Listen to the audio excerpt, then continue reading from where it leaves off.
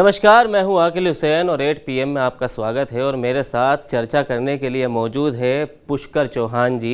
जैसा कि रोज़ ही ये मौजूद रहते हैं, लेकिन आज क्योंकि अम्बेश श्रीवास्तव जी मौजूद नहीं है कुछ तबीयत खराबी के कारण, इसलिए उनकी जगह मैं यहाँ पर आया। और आज का मुद्दा है वसुंधरा राजे, क्योंकि लोकसभा चुनाव के पहले से जो वसुंधरा राजे चुप हुई थी, अगर एक सीट को अगर छोड़ दिया जाए, उसके अलावा उन्होंने ना तो किसी सीट पर प्रचार किया, सिर्फ अपने बेटे के लिए उन्होंने प्रचार किया। और लोकसभा चुनाव के बाद से उन्होंने चुप्पी अब तोड़ी है, और चुप्पी ऐसी तोड़ी है कि इशारों और इशारों में उन्होंने बड़ी बातें कही है।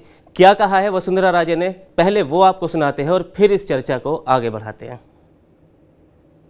उनके साथ में और बहुत बड़े बड़े नेता लोग थे जिन्होंने अपना मार्गदर्शक भंडारी जी को माना।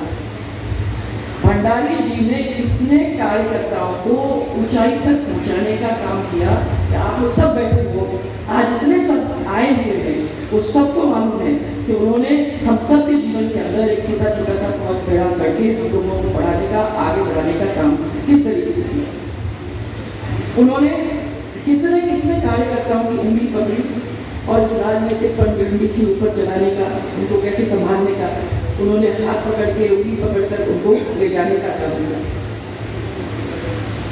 पर वफा का वो दौर अलग ही था। तब लोग किसी के किए हुए काम को और अच्छे काम को माना करते थे, और कोई उपकार होता था तो उस उपकार को भी अच्छी तरह से समझते थे और उसको भी माना करते थे। लेकिन आज आपको बहुत कुछ देखने को मिल रहा है। लोग उसी उंगली को पहले काटने की कोशिश करते हैं जिसको पकड़कर वो चलना सीखे थे। वफा का वो दौर चला गया जो पहले हुआ करता था। लोग अब उसी उंगली को पहले काटते हैं जिसे पकड़कर वो चलना सीखते हैं। ये वसुंधरा राजे ने कहा है। बहुत दिन बाद उन्होंने चुप्पी तोड़ी है, और अब इस कहने के बाद उनके कई सियासी मायने निकाले जा रहे हैं। सबसे पहले तो कहा जा रहा है कि वसुंधरा राजे अगर कुछ भी कहती है तो उसका ज़रूर कुछ ना कुछ मतलब होता है, खासकर राजस्थान की राजनीति को लेकर। तो अब सबसे पहला सवाल यही उठ रहा है पुष्कर सर कि वसुंधरा राजे ने ये जो निशाना साधा है वो किसको लेकर साधा है, उनके निशाने पर कौन है, वो कौन से नेता है राजस्थान के जिन्होंने उंगली पकड़कर सीखा और आज वो उसी उंगली को काट रहे हैं। तो सबसे पहले तो इस पर चर्चा मुझे लगता है जिन सुंदर सिंह भंडारी की बात कर रहे हैं, बीजेपी के बड़े नेता रहे हैं, बिहार के राज्यपाल रहे हैं सुंदर सिंह भंडारी, मतलब जो बीजेपी के संस्थापक सदस्यों में से एक थे। मैं बता दूं कि वो वसुंधरा राजे की माताजी विजय राजे सिंधिया के बहुत करीबी नेताओं में से थे। उनके साथ काम किया है। वसुंधरा राजे भी उन्हीं से राजनीति सीखी है। उन्होंने बताया, दरअसल सुंदर सिंह भंडारी मंत्री नहीं बन पाए क्योंकि बीजेपी सरकार में नहीं आई, लेकिन जब अटल बिहारी वाजपेयी आए, मैं थोड़ा अपने दर्शकों और आपको इसलिए समझाना चाह रहा हूं कि सुंदर सिंह भंडारी ने पार्टी के लिए बड़े काम किए, पार्टी को खड़ा करने में उनका एक अलग योगदान रहा। और 22 जून को उनकी पुण्यतिथि थी, डेथ एनिवर्सरी थी, तो उसका कार्यक्रम था और उसमें आई। तो उन्होंने वही कहा कि अब वफा करने वाले वैसे नहीं रहे, जो उंगली पकड़ के चलते थे, सीखते थे, वही उंगली को आज के जमाने में काटने लगे। ये दरअसल वो ये समझा आज के परिप्रेक्ष्य में कह रही थी और सहारा ले रही थी सुंदर सिंह भंडारी, जो इन्होंने कईयों को राजनीति में आगे बढ़ाया और राजनीति सिखाई। उनका कहना सीधा निशाना, बात ज़्यादा घुमाऊंगा फिराऊंगा नहीं, ये सीधे सीधे राजेंद्र राठौर पर निशाना था। और वो यही बताना चाह रही थी कि जिनको राजनीति में उंगली पकड़ के, यहाँ पे मतलब था कि आपको नेता प्रतिपक्ष बनवाने में का दौर रहा हो, आपको मंत्री बनाया हमने अपनी कैबिनेट में, और जिस तरीके से राजेंद्र राठौर ने उनके खिलाफ सियासी अदावत दिखाई पिछले 3-4 साल के अंदर, तो वो उनको बहुत कष्टप्रद रहा है। और ये हकीकत बात है जो आपने कही कि क्या वसुंधरा राजे को ये दर्द था, कुछ छुपे तो बिल्कुल आप जिसको सिखाते हैं, आप जिसको साथ लेके चले, आज वो खेमा बदल दे। और राजनीति में ये बहुत जल्दी होता है। बिल्कुल, जहां ढलान देखी किसी दूसरे नेता की, तो आज के दौर में वो दूसरे को पकड़ लेता है। इसीलिए वसुंधरा राजे ने बड़ी बात कही जी। और आपको मालूम है कि वसुंधरा राजे बीजेपी के उन चंद नेताओं में है मौजूदा समय में भी जिनकी अक्रॉस द राजस्थान अपनी पकड़ है। वो ऐसा कोई विधानसभा क्षेत्र नहीं होगा, मैं दावे के साथ कह सकता हूं, 2 बार मुख्यमंत्री नहीं, क्योंकि अब भैरव सिंह शेखावत नहीं रहे, कि किसी जिले में उनके 2 आदमी उनके खास जानते ना हो या उस जिले की वो सियासी समीकरण ना समझती हूं कि किसको आगे बढ़ाना है, किसको नीचे रखना है। और इसीलिए वसुंधरा राजे इस बदलती बीजेपी में अपने को असहज महसूस कर रही हैं। जिस तरीके से आप ये दिखा रहे हैं कि पार्टी में तवज्जो न मिलने से क्या वो, बिल्कुल आप देखिए जो बीजेपी लगातार 2 बार 19 और 14 में 25-25 सीटें जीती, मान लीजिए 19 में एक उनके सहयोगी हनुमान बेनीवाल की थी। अरे आप, मैं कह रहा हूं, आप हम लोग के वीडियो आपने देखे ही हैं कि 20 सीट भी आ जाती तो बहुत फेस सेविंग होता। ये 14-11 का अंतर रहा। बिल्कुल, इस 14-11 ने बीजेपी को उस दोराहे पे लाके खड़ा कर दिया है जहां से ये समझ में आ रहा है कि अब बीजेपी में इनफाइटिंग ज्यादा बढ़ी है।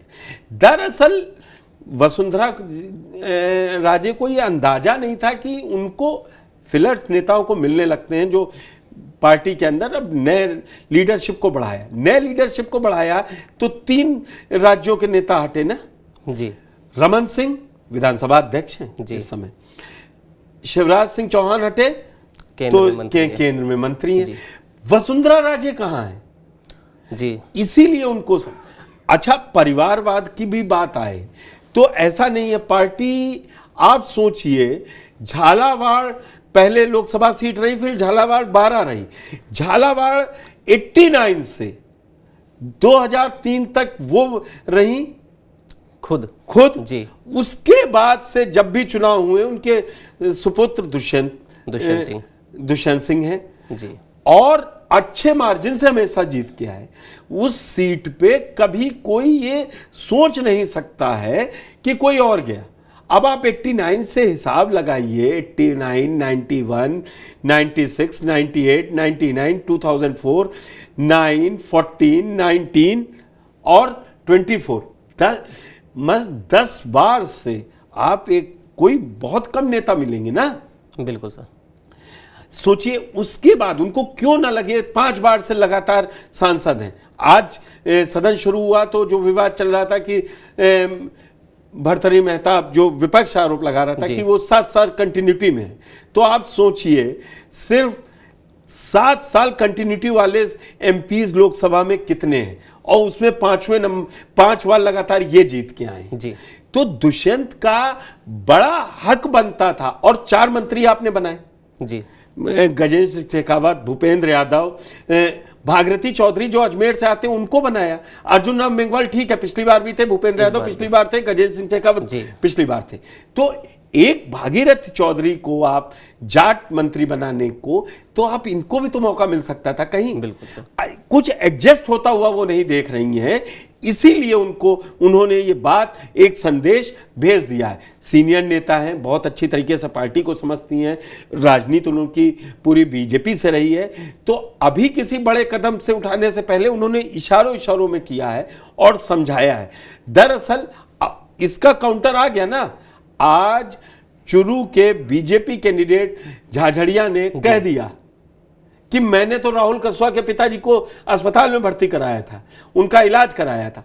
लेकिन ये अब वो दौर आ रहा है जो बता रहा है कि किसने किसके लिए, अगर वहां वफा और तो झाझड़िया ने ये बता दिया कि हमने भी राहुल कसवा के लिए क्या किया। क्योंकि अगर वसुंधरा राजे के 4 जून के बाद रिजल्ट आने के बाद वसुंधरा राजे के पक्ष में कोई सबसे पहला खड़ा हुआ था तो राहुल कसवा ने, उन्होंने कहा आपको पता है कि किस तरीके से कहा कि वसुंधरा राजे को दी होती। और हम लोग देख रहे हैं पूर्वी राजस्थान की सीटों पे जो इतना बड़ा बीजेपी को झटका लगा है, वो नहीं लगता अगर उनको झालावाड़ 12 से बाहर निकाला जाता और साथ में रखा जाता तो नतीजे कुछ और होते।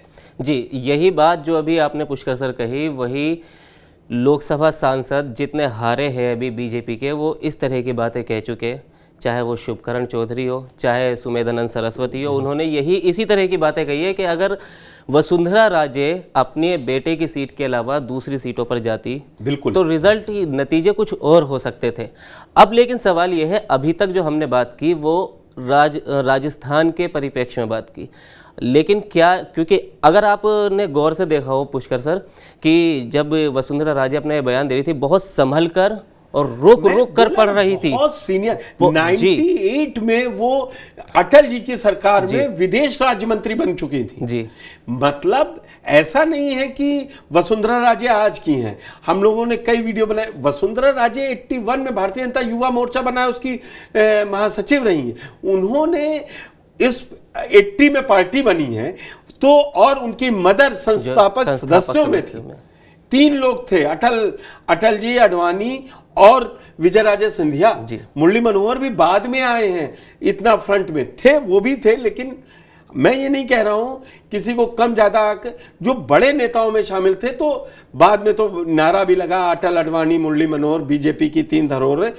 लेकिन विजयराजे सिंधिया का अपना एक औरा था। और राजस्थान और मध्य प्रदेश में आप देखिए ना, मध्य प्रदेश में ग्वालियर सीट पर दबदबा किस तरीके से, वो पूरा एक विजयराजे लड़के आई थी कांग्रेस के खिलाफ। उन्होंने देखा है वसुंधरा राजे ने, इसीलिए जो आप वो बात कर रहे थे तो उनको वो मौका मिला सुंदर सिंह भंडारी। इसीलिए मैंने सुंदर सिंह भंडारी के बारे में इतना बताया, क्योंकि सुंदर सिंह भंडारी हिंदी पट्टी के बड़े नेताओं में थे, जो जेल भी गए इमरजेंसी में और बीजेपी के लिए काम किया है। इसीलिए उन्होंने कहा कि जिसको नेता, ये सीधा अटैक राजेंद्र राठौर पे है। और जिस तरीके के आप ये सवाल आप उठा रहे हैं चैनल पे, बिल्कुल सही है कि वो पार्टी में असहज है। उनको मैं गिनाया ना कि उनको क्या मिला जी, और कब मिलेगा फिर।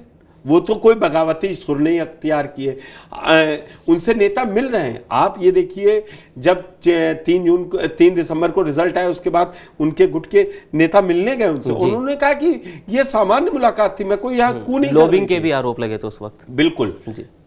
तो मैं आपसे यही जानना चाहता हूँ पुष्कर सर कि क्या अब, क्योंकि अब आने वाले 6 महीनों के अंदर उपचुनाव होने, जिसमें राजस्थान के 5 सीटें, और सभी पर अभी कांग्रेस या फिर कांग्रेस समर्थित पार्टी जीती हुई है, और बीजेपी की ये नाक का सवाल बना हुआ है। तो क्या वो हनुमान बेनीवाल क्यूसर से जी, दौसा से सीट खाली हुई है, वह मुरारीलाल मीणा जीते हैं, और आपके 84 राजकुमार राउत जीते हैं। तो बीएपी और आरएलटीपी की एक सीट हो गई। बाकी तीनों कांग्रेस से जीते हैं। ब्रिजेंद्र दोला हो झुंझुनू से, और एक और विधायक हैं जो सांसद पहुंचे हैं जी, हरीश मीणा है। जी, मुरारीलाल मीणा, हरीश मीणा, ब्रिजेंद्र दोला कांग्रेस के, और बाकी दोनों दूसरी पार्टी के। हरीश मीणा का नाम मिस हो रहा था, टोंक सवाई माधोपुर से पहुंच गए हैं। अब देवियारा उजारी सीट से जी। तो लेकिन कांग्रेस को ये जीतनी है। और एक और मजेदार फैक्ट है, आपको मैं बता दूं, उपचुनाव कांग्रेस जरूर जीत लेती है जी। आप देखेंगे कि उपचुनाव में कांग्रेस का दबदबा रहता है, भले वो सत्ता से बाहर हो। जब तो चाहे वो लोकसभा के हो, चाहे वो विधानसभा के हो, ये एक अच्छा इंटरेस्टिंग फैक्ट है जी। इसलिए तो वहां पर अब जरूरत पड़ेगी। मैं लगातार अपने वीडियोस में, कई वीडियोस में मैंने कहा, दर्शकों को बताया कि जैसलमेर बाड़मेर सीट पे आप वसुंधरा राजे को करवाते कन्विंसिंग, कैलाश चौधरी तीसरे नंबर पे नहीं मिलते। बिल्कुल मतलब दूसरे और तीसरे नंबर पे नहीं चलते हुए दिखते, तो या हारे। उनका एक प्रभाव है, आप पूर्वी राजस्थान से लेके किसी भी राजस्थान के किसी भी, और वो एक बड़ी नेता है, भैरव सिंह शेखावत के बाद अगर बीजेपी को कोई राजस्थान बीजेपी को समझता है तो वसुंधरा राजे समझती है। कहते हैं कि राजस्थान कांग्रेस जो है सचिन पायलट और अशोक गहलोत के बगैर अधूरी है। इसी तरह बीजेपी है जो कि वसुंधरा राजे के बगैर अधूरी है। इससे पहले भी कई बार खेमेबंदी की बात सामने आती है। बीजेपी कांग्रेस पर आरोप लगाती है कि वहाँ 2-2 खेमे, तो कांग्रेस बीजेपी पर आरोप लगाती है कि वहाँ तो 4-4 खेमे। हाँ। तो अब अगर इस परिपाटी में पुष्कर सर देखा जाए तो क्या आने वाले समय में, क्योंकि देखिए एक बात और आप समझिए कि अभी जो राजस्थान में सिर्फ सियासी गलियारों में ये एक कयास लगाए जा रहे हैं, हालांकि इस पे कोई औपचारिक बयान किसी का नहीं आया है कि जो गलियारों में राजनीतिक बात होती है फिर उसी से बात निकल के आगे पहुंचती है। बिल्कुल। आप जिस बात का संकेत दे रहे हैं ये भी हम लोग कर चुके हैं, क्योंकि जिस तरीके से खेमेबंदी हो रही है, पार्टी बंदी, देवी सिंह भाटी ने ये बात कही है। देवी सिंह भाटी ने कहा, फिर तीसरे मोर्चे की बात की जाए जी, उसमें आरएलटीपी भी आ जाएगी, बीएपी भी आ जाएगी। अब देखिए अमरा राम भी आ जाएंगे। अमरा राम आ सकते हैं कि नहीं आ सकते हैं, ये बड़ी बात है, क्योंकि अब आप इसमें 2 चीजें समझिए मेरी बात जी। यहां पे राजकुमार राउत आजकल क्या कर रहे हैं, मदन दिलावर उनकी के खिलाफ, और राजकुमार राउत की जरूरत सेंटर को पड़ सकती है, तो भजनलाल शर्मा 6 जून को उनसे मुलाकात करते जी। तो राजस्थान की सियासत में पल पल हर दिन अगर कहें चेंज आता है तो वो दिखता है और वो दिखेगा। ये है बार्गेनिंग, क्योंकि अगले 6 महीने में चुनाव होने हैं। आज और कल शपथ ग्रहण हो जाएंगे सांसदों के, उसके बाद उनको एक ही पद रखना होगा।